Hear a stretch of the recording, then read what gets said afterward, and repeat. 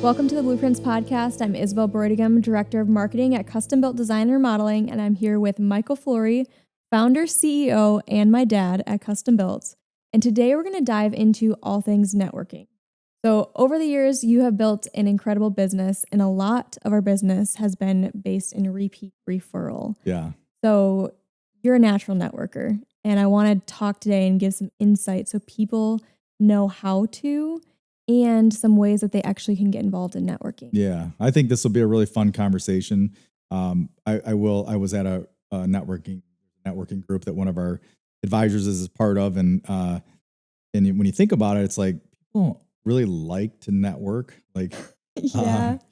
And it's funny because the word work is in it. And then for some reason in our world, work has kind of got a negative connotation. I don't want to work, I want to retire, And, networking is actually a form of work. One of the things that's really helped me early on when I began the business and started it and would get involved and go to networking events and things like that would be to not think about so much about me, but what can I'm going to this home builders. And so one of the first associations, I'll tell how I got involved in. One of the first associations that I got involved in was our local trade association, which is called the Home Builders Association. And when I would go there, like there was all kinds of different people that were there. There were vendors, there was other builders, there wasn't necessarily the end user directly, but there were people that were working with the end users that might be able to refer me in. Mm-hmm. If it was another builder, probably not so much because they're probably looking for some of the same people I am. But if it was a vendor, it's a relationship. Maybe a vendor is to help me to get the jobs done. So for me, that was a specific for in my industry so that I could learn. So there was education, there was all these different things. But one of the things that really has helped me and continues to serve and help me is when I think more about, is there somebody here that I can find and help? And when I do that, like they naturally want to know more about me. And so I think one of the keys to networking is really just being curious about people, being curious and, really just open to like talking, to hearing people's stories. I love to hear people's stories. Some of my favorite conversations I can think of is when you get to hear somebody, how did they start their business or how did they get into the role they're in? And then you are able to, hear about their maturation in the process and maybe some of the setbacks and then how they overcame those setbacks. I think those are some of the most powerful ways that I've been able to build connections. So it's not just like here's my business card, right? Give me your business card, and like, that's it. Like that kind of stuff to me, I never liked that. I never liked that, going and try to get as many business cards as I could.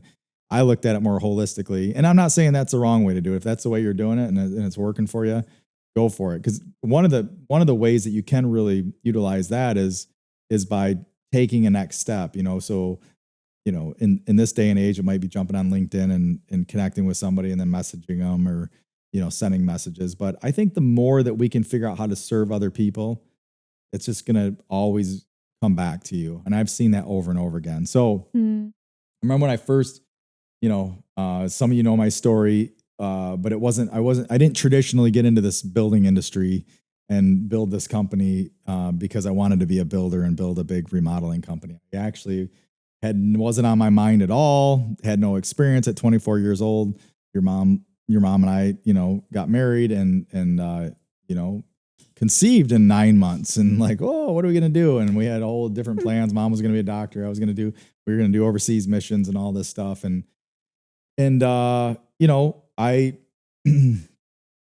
I ended up in the building industry, and your papa, Bob Earl, he was a builder, he's a licensed builder, also one of the first home inspectors in back in the mid 70s. It was a home inspector, and he's inspected hundreds and thousands of homes over the years, and he's gone on to start some other businesses now, but capillary management services, and then he's got a business up north. But I remember going to him and I was like green, like I had no idea. I had very little building experience, and I had like no business real background, and I'm like, what do I do to become professional, because he had a real professional business, and I always liked to kind of watch him, and he was a really good networker. So I went and wrote a check for $500 and joined the Home Builders Association. I had no idea what I would do, and they had all these different meetings, and they had like home shows and different things, but it just really opened the door up for a lot of different networking opportunities. And so, big proponent of that. If you're in the building industry or you're serving the building industry, the way I always saw it was that the associates, like the flooring companies and the countertop companies and the insurance agents and all these people join the home builders because there's builders that are getting together, and the builders are getting together because they want to have a voice, in the industry to help steer and direct, legislation that is beneficial to the home building industry, because we want to build more houses, so we're always looking to make sure that the policies and the things that are in local government allow for us to build housing so it doesn't get too expensive. So there's that whole arm of the HBA, but that was one networking, that was the thing that opened it up for networking. Once I got involved in that, I realized, there's a board of directors, and you could get on the board of directors. Actually, the first thing I did was I joined the membership committee, and this was back in 2009 and 10. I think it was 2009 probably when I first got involved and got on the membership committee, and that was really not a great time. Those were actually some really, really dark times in the state of Michigan for a lot of people. There was a few people that really got on it and went and started buying properties. You could buy properties for nothing back in 2009. So the value of the house, the value of remodeling, the number of houses that were being built was like nothing. So everybody had left the Home Builders Association. Not everybody, but a lot of people had left. And there was a lot of people that were frustrated because there was a lot of people that got burnt during the Great Recession, didn't get paid, So I'm getting on this membership committee, and we have this list of all these lapsed home builder members. And so that was my first, I'm calling these people up and asking them to join the Home Builders Association, and I got all kinds of different responses, but it was a way that I started meeting people. So I was a builder, part of an association, and now I'm out here trying to recruit and bring people in.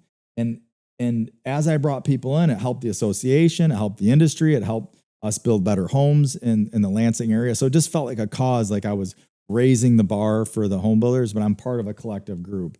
So that was one way I got involved. And then along the way, I could say, there's this board of directors. I could get involved in that. And then I got to meet some builders that have been building for 30, 40 years that were in their 50s and 60s that, had built for a long time, had a lot of knowledge. And so I could get to meet some of those guys and gals and go have lunch with them and kind of ask them about, how they've done it. And so that to me became another great opportunity. And then when earlier career people wanted to get involved, and I could, go have lunch with them and help them out. And so that was a lot of the big advantages. And I think what you mentioned there's two key things.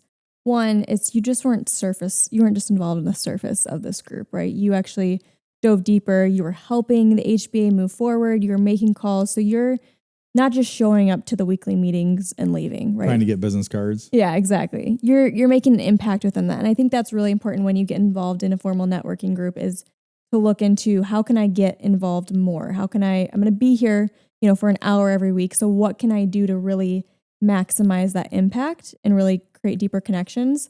And then the second thing you mentioned is one-to-ones.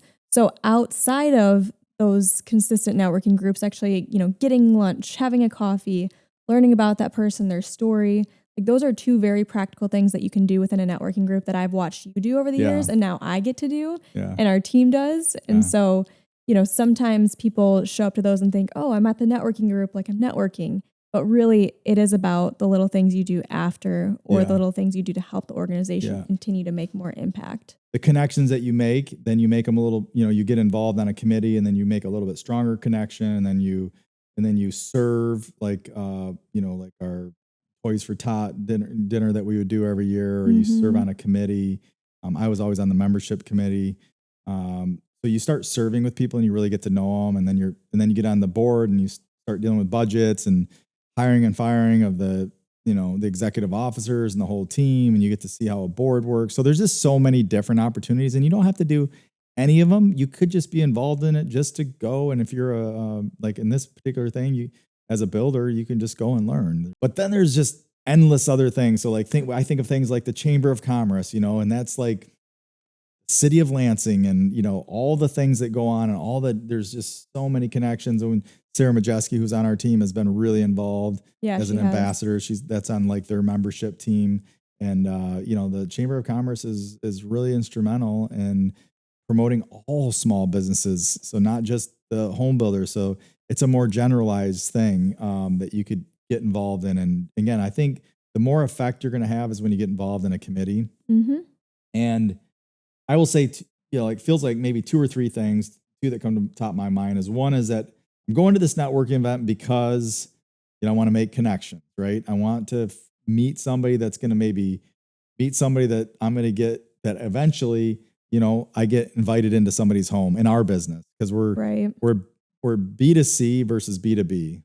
Like when I go to a home builders event and there's a flooring company, they're looking to work with me. So it's B2B, so business to business. And like, if they get my business, like I might buy from them for 20 years, what's that worth? When I go to a home builders event, there might be somebody there that owns a home that we could do some remodeling for, or they might know somebody, that's what I would find a lot of. But there's other places like the Chamber of Commerce. And then you have, groups like BNI. Yep. I'd say Jacob's probably our top networker, wouldn't you think? Absolutely. Yeah. And, right now, and he's a BNI member, and he served as the president one year. And so, again, the people that are going to get out of networking are the people that are willing to give into networking, and if you're an introvert, you can still be successful at networking. Like I said, you don't have to go to all these events. You could, if you're good at writing cards, I think one of the greatest, great things today, especially with, you can drop instant messages and, direct message people and all that kind of stuff. But I think handwritten. Connect on LinkedIn, like you said. Yeah, LinkedIn, but handwritten cards to people. When you meet somebody, you learn something about them, you're thinking about something. Hey, maybe they tell you something about their personal family that's going on. And like you follow up with them a month later and say, hey, I'm just thinking about you, wondering how that went, or, just wanted to send positive thoughts to you, something like that. Jesse Itzler. You're not following Jesse Itzler. You got to follow Jesse Itzler if you're an entrepreneur. He is super fun and super energetic and has been very successful as an entrepreneur. But he talks about every January, like he writes cards, and I don't know how many he writes cards, but to all these people. And that's really how he got going, was he would reach out to people with a card to try to make a connection so that he could have a further conversation. Yes. So, and I always think when we talked about the 3-foot rule a couple weeks back, 3-foot rule, if you don't know what that is, but it's like, if you're within 3 foot of anybody, you can have a conversation. So if you're at the grocery store, we picked up a referral up north in Boyne. I was at the coffee shop. I was actually at the bakery, our favorite bakery. I get a shout out to Gilda's Bakery up in Boyne City. So good. Go visit it. I was in line there one morning. It was a Saturday morning, and I'm just sitting, waiting, looking at all the pastries and looking at all the coffee, and it's like it's always packed in there, and smelling it in. You can just smell those freshly baked goods, all the butter and the crepes. The crepes and all that kind of stuff. The butter, yeah, it's an amazing shop. You got to go there. But anyhow, the guys behind me had maybe a 3 or 4 year old daughter with them, and I have 8 kids, and I have 5 girls, and my youngest is 13 now. And so when I get to see a 3 or 4 year old in line with her dad, and just, it was like really special, and like just kind of looked at him, made some comment.